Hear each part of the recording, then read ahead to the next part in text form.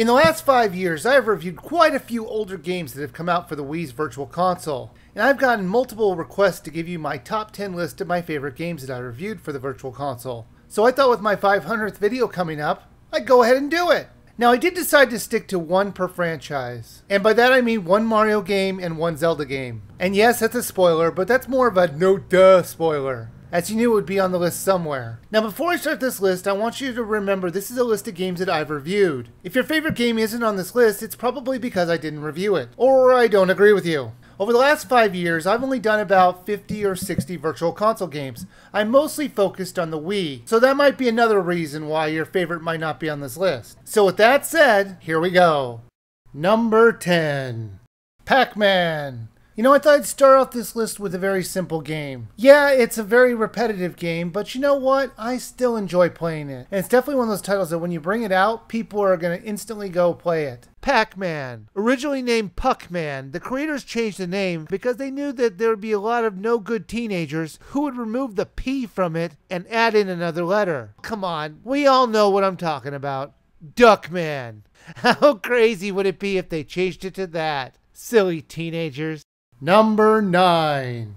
Donkey Kong Country. I know there's quite a few people out there that don't agree with me that this is the best of the Donkey Kong Country games for the Super Nintendo, but I loved it. It was difficult yet addicting enough to keep playing, plus it was fresh and new at the time, so it's probably just me loving the first one the most. All the levels were well made, from the jungles to the mine cars. Even the snow-capped mountains looked great. Plus they all had plenty of secrets to uncover, which made replaying them even more fun. The game is also educational, since I learned that monkeys apparently can breathe underwater, and they love to ride swordfishes. Number 8.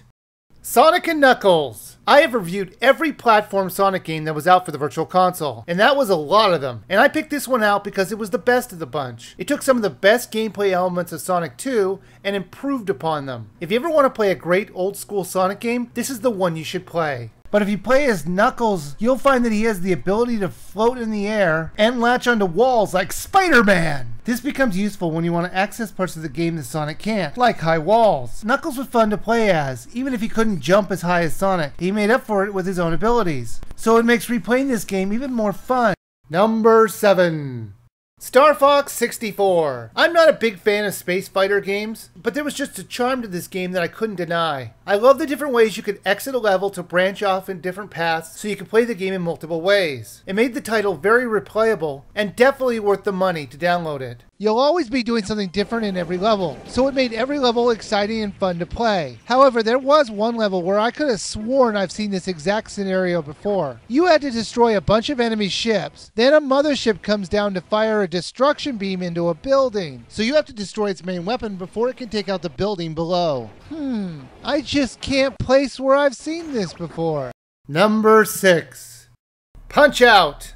There was a reason I picked this as the very first game I ever reviewed. I love this game. Learning how to dodge and throw punches depending on the fighters that you were going up against was great. It wasn't an easy game, but it definitely was very replayable. The other opponents are bigger than your character, and in some cases, way bigger. It makes you wonder how Little Mac is ever going to take them down. It's even more disheartening when some of them openly use magic in the ring. You would think the ref would be calling the match when the opponent is vanishing in the ring. But nope, that's what you get when you get a plumber to do a referee's job. Thanks, Mario. Number 5. Chrono Trigger. I wasn't expecting to enjoy this game as much as I did, but this game was a great RPG. The storyline was amusing and thrilling to play, and the characters were some of the most memorable the Super Nintendo had to offer. Now, you can only have 3 characters in your party at a time, which is pretty normal for an RPG. However, the way this game deals with this is almost sadistic. Fairly early in the game, you get 4 characters, and you all enter the portal together. Now, the time vortex can handle 3 people, not 4. So it throws you to the end of time to correct this. The old man there who's watching over time tells you that only 3 people can go through a portal at a time. So anyone else will need to stay there. So someone other than Chrono will need to stay stranded in the end of time just waiting for you to return. That does bring up a couple questions. One, if they're stranded in the end of time, why can I easily switch between them with the press of a button, without the need to go back to the end of time to retrieve them? And two, there's a point where there are 3 people waiting in the end of time. Why can't those 3 people go into their own portal and then join Chrono on their adventure as an equal and not just a person waiting for him to return? There just really was no point in having the characters trapped at the end of time, since they really aren't trapped. If they really did trap the characters at the end of time, it would have made the game much harder. Number 4.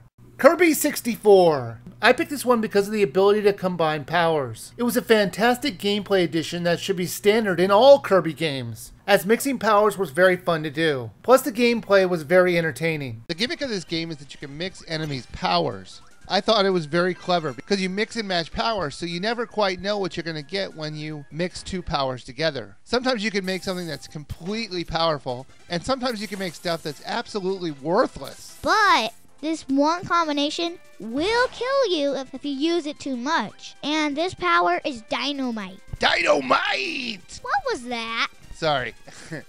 I know you don't get that reference. It's from a 70s show. Never mind, I'm old. Yes, you are. Yes, you are. Number 3.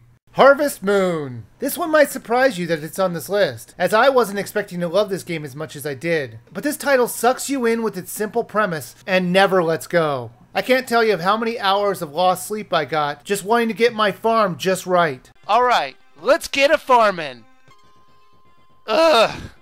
Do I have to talk to every villager? Okay, when does the fun start?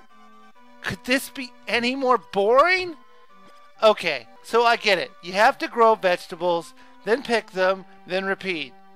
What is the appeal of this game for so many people? I need to finish my chores before the festival. I wonder if I have time to pick grapes and redo my garden a little. Oh, damn, it's midnight! Okay, just one more day's worth of work and I'll stop playing and go to sleep.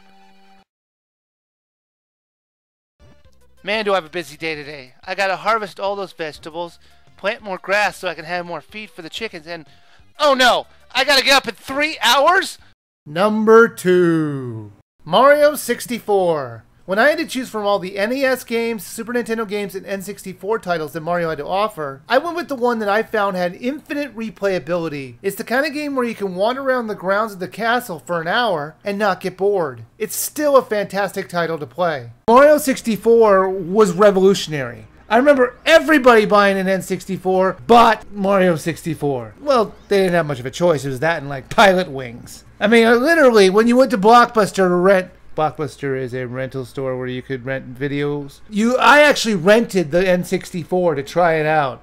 They let you rent entire systems. It was like this big crate that you'd pick up. Anyways, Mario 64 looked fantastic to me. I couldn't believe it. I came off a generation of 2D platformers, and I never thought Mario would work in a 3D environment. In fact, I never thought any game would work in a 3D environment after playing Bubsy. Nowadays, sure, it looks blocky. At the time, it looked fantastic. Number 1.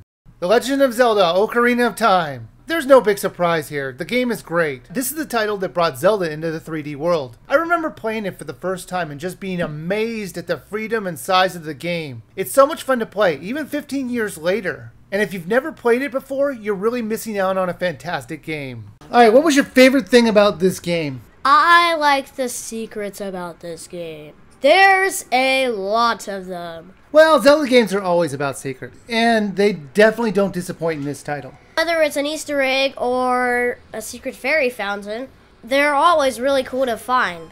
You know what I also liked? The sense of humor. Because it's just like the little things. That made me laugh. Like when you had to wake up this guy who's apparently in a coma and nothing would wake him up. But apparently a chicken will. Or when he actually learns a song for the first time on his ocarina. He's just like amazed that this thing starts glowing. And you know what? I agree with him. If I had like a flute and it just started glowing, I'd be like, whoa! What the heck? Well, that's my top 10 list of my favorite games for the Virtual Console. And I thought it would be fitting if my next game that I reviewed would be a Virtual Console game as well. So for my next review, I'm going to be doing Earthbound. Thanks for watching.